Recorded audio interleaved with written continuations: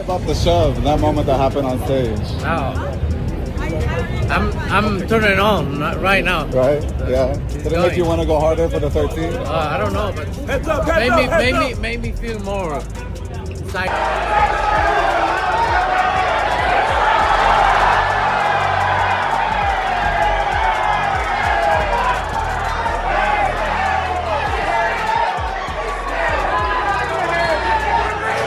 An unexpected encounter between Terence Crawford and Canelo Alvarez at a gym turned into a heated altercation that escalated into a full-blown brawl. Despite the chaos, Crawford remained completely unfazed. At 37, the two-division undisputed champion isn't simply chasing belts anymore. He's chasing legacy. For Crawford, defeating the biggest name in boxing would be the defining moment of a remarkable career. In your view, Terence Crawford beats Canelo. He cooks Canelo. Ooh. Really? He beats him. Yes. Look, if you go back, you watch the fight with Lara, and you can see the same tendencies that Canelo has now, but he's a lot older now. But I just think that Terence has more skills than a Lara, and I think he can do more. At one point, a fight between Crawford and Canelo seemed unlikely. Canelo had dismissed the idea repeatedly. But everything changed when GA chairman Turki Alalshik signed Canelo to a 4-fight deal, beginning with his win over William Skull. That agreement paved the way for the showdown, now scheduled for September 13th at Allegiant Stadium in Las Vegas, broadcast live on Netflix. Crawford, in pursuit of greatness, now stands just one victory away from making history. I don't respect him anymore because he say, I'm not gonna do what they want me to do and this and that. And then he tried to, maybe Turki Alalshik told him, hey, you need to do something because you seem so nervous in Riyadh. So and he tried to he walk me back, and that's why I pushed him. Though the reported purse is $200 million, with $150 million allocated to Canelo and $50 million to Crawford, Crawford told ring champs with AK and Barack that he's only receiving $10 million. This sparked speculation that his motivation might be financial. However, boxing insider Rick Glazer strongly disagrees. Terence Crawford is fighting Canelo for one reason: legacy, he wrote. Glazer emphasized that Crawford wants to embody what a true fighter should be, someone who seeks challenges rather than avoids them. While others talk, he walks the walk.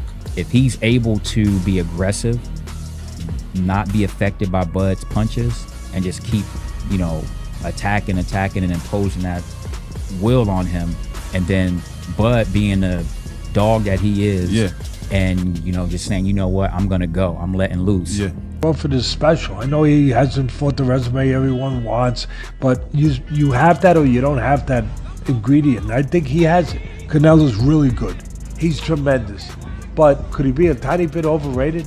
The greatness is within Crawford. It's in his desire, it's in his mind, it's in his makeup, where he came from. If victorious, Crawford would become the first ever 3-weight undisputed champion of the 4-belt era, having already unified titles at super lightweight and welterweight.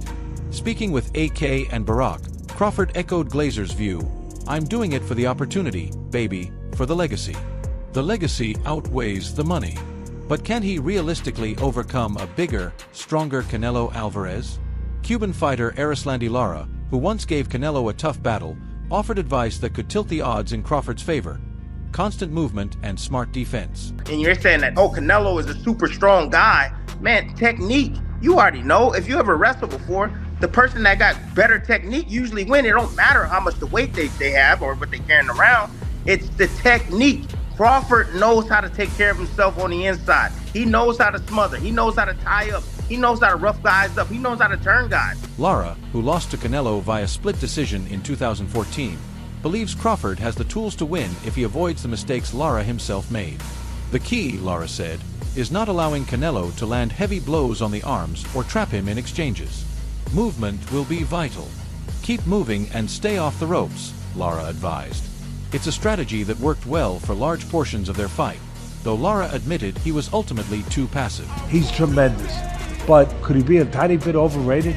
The greatness is within Crawford. It's in his desire, it's in his mind, it's in his makeup, where he came from.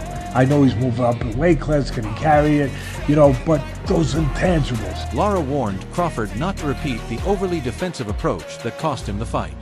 In 2014, Judges and fans criticized Lara's evasive style, dubbed the Tom and Jerry approach, for lacking action.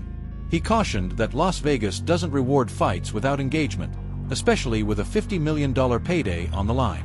Crawford must walk a fine line, use his legs, but stay active enough to impress both the judges and the crowd. I think that can change the effect on Bud, and I think that will be the way that Alvarez can win that fight. Yeah, good.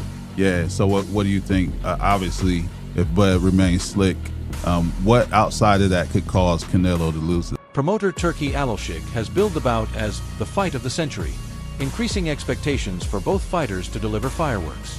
Lara compared Crawford's challenge to that of William Skull, whose similar movement-heavy strategy against Canelo also failed to disrupt the Mexican's rhythm. Lara believes Crawford must combine mobility with offense to win exchanges and keep Canelo from controlling the pace.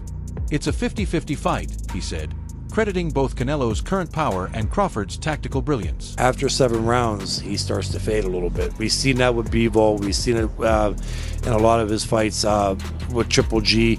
You know, when Canelo could control the fight and the ring generalship, like, yeah, he could fight 12 rounds pretty good. But when Canelo gets pushed early on in the fight, he starts to fade muscle endurance-wise. Lara's advice to Crawford is clear. Move, avoid unnecessary shots to the arms, and stay aggressive. If Crawford can blend his agility with sharp offense, he has a legitimate shot at victory. Maintaining speed after jumping 2 weight classes will be critical. Former WBO super lightweight champion Chris Algieri, a longtime admirer of Crawford, believes Bud's unique quality may offset the size disadvantage. Bud is one of those guys. He just locks in. He just locks in, especially when you doubt him. So yeah, it's a really interesting matchup. I think of it more from psychological than anything, you know, because on paper it's like, yeah, but he's a super middleweight. He went up 3. Now Terence is going up 3 weight classes. He had a little trouble with Majram up. So on paper it's like, yeah, of course it's Canelo. But when you think about it from a psychological standpoint, it's like, I don't know, man. He understands weight distribution, man. You know, not only that, the only way that I see Canelo beating Crawford is he got to knock him out. And when was the last time we seen Canelo knock anybody out? Think about that. If Golovkin, who hits a lot harder than Crawford, could not drop or hurt Canelo. Speaking to Fight Hub TV, Chris Algieri refrained from making a full prediction but dropped a powerful observation. "I've seen Canelo get pushed around. I've never seen Terence pushed around. So when you talk about who's going to be the boss, I've never seen anyone boss Crawford, but I have seen Canelo get bossed." With that, the message is clear.